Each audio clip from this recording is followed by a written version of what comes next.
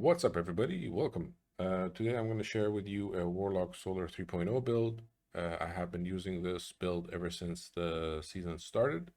There are slight variations to it, and I'll explain them later on, but let's just jump into it. First and foremost, I'm using sun bracers because sun bracers are cool, they're sexy, and they're a lot of fun.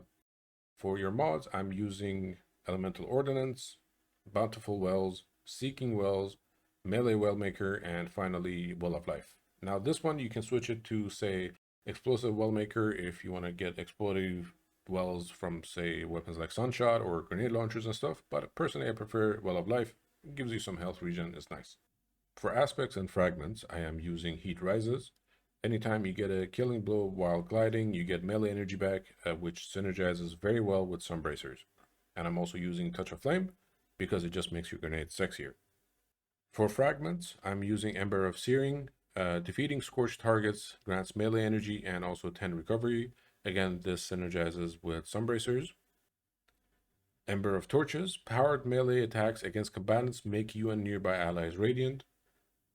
Ember of Ashes. You apply more scorched stacks to targets. And finally, Ember of Singeing. Your class ability recharges faster when you scorch targets. Now, this is your Phoenix Dive, Healing Rift, or Empowering Rift. A variation of this build is going with Claws of Ahamkara instead of Sun Bracers, where you gain an additional melee charge. The only other thing that's going to change is your grenade and one of your fragments. For your grenade, I suggest Incendiary Grenade because it heavily scorches nearby targets.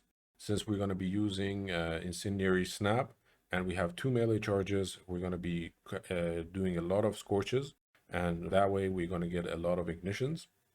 The fragment we're changing is Ember of Singeing. Instead of that, we're going to be using Ember of Eruption, where your solar ignitions have increased area of effect, and you also get 10 strength.